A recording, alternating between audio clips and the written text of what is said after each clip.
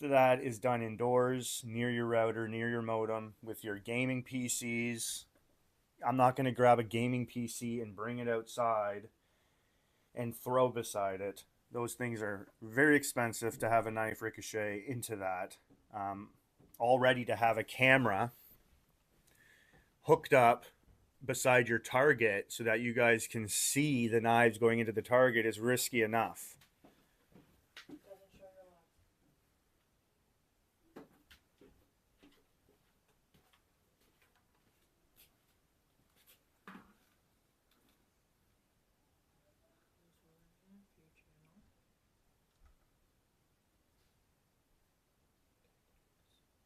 The target is risky enough.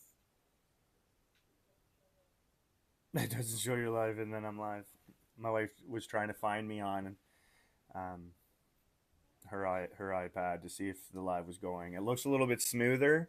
It looks like it's going to be a little bit delayed for comments.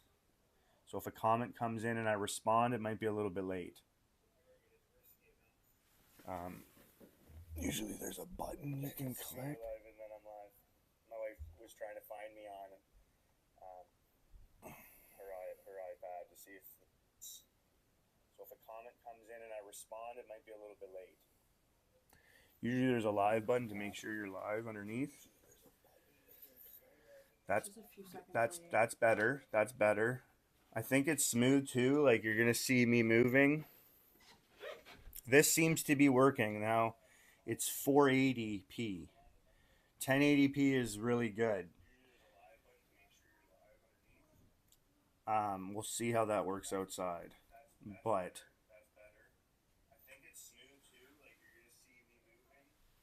that's okay if you're gonna be close by and you don't even need to hear me. You just need to be reading the comments, doing the moderator stuff, and then reading out the comments to me so I can answer it, not have those moments where I'm looking into the camera, reading comments.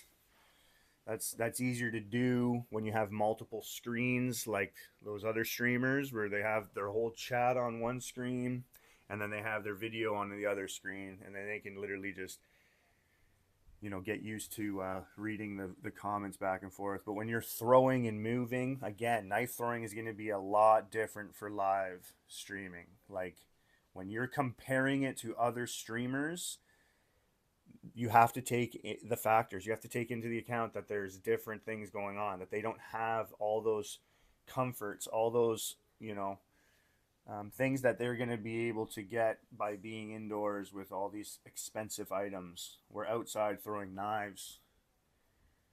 So it is going to be different. I want to try to make it as close as possible to how streaming should be.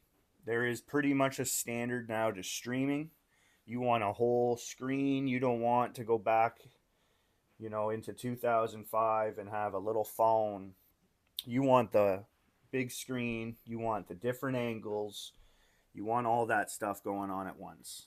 That's what I would expect, and I want to give that to the community and to the watchers so that they can really get a good experience with knife throwing live, where we can interact with people and give them a little feel for it. Not something that they're seeing, but it gets real boring because they're really not watching anything but a guy's butt walking back and forth to the target and back, collecting his knives. Um, you'd almost have to be a knife thrower to really appreciate that. But I think going live, you're really trying to grab people, sitting down in their home watching out of their seat to go actually throw.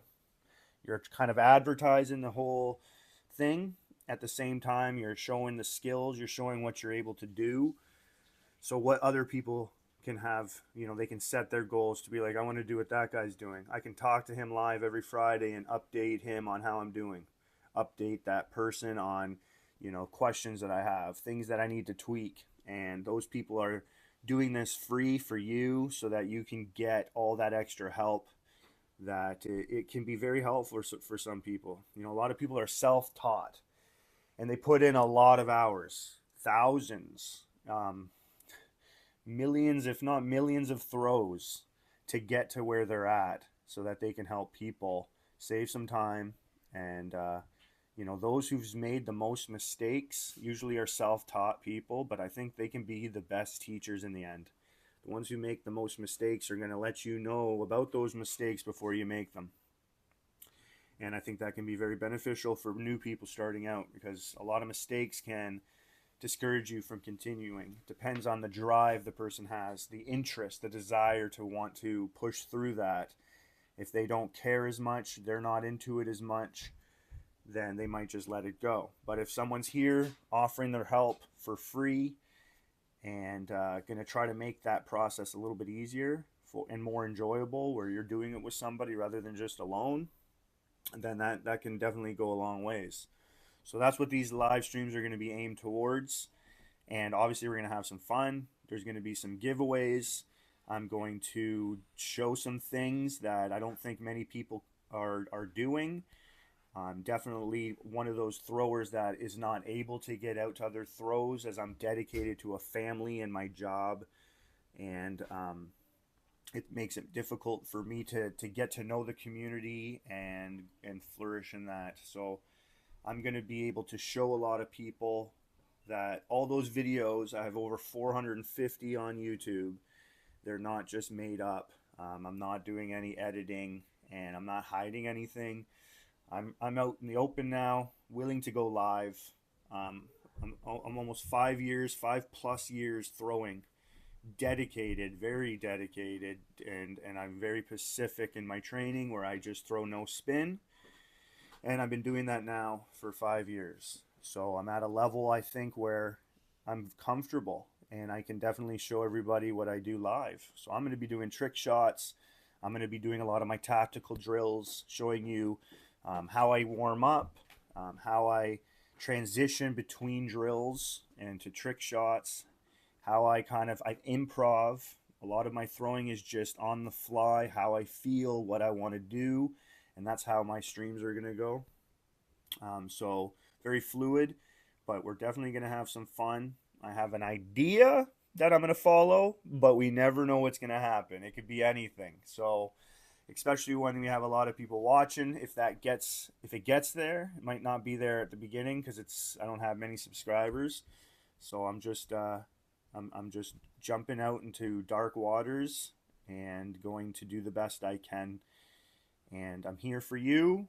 So whatever you need, don't hesitate. Just ask.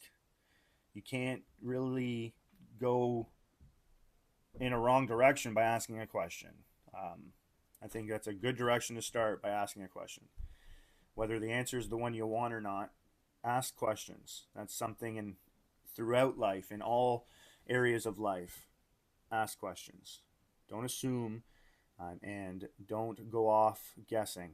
You can get an answer, look for that answer. Best way to know something is to experience it. So let's give this a try. I'll see you guys tonight. My plan's to do 8 o'clock Atlantic time. So some people might be a little bit, it might be earlier for them. I'm right on the East Coast. So we'll adjust those timings to see who is coming on and watching, and you'll let me know where you are and what time it is. So maybe I can adjust my live streams accordingly to you, so that it could be easier for you to get on and watch.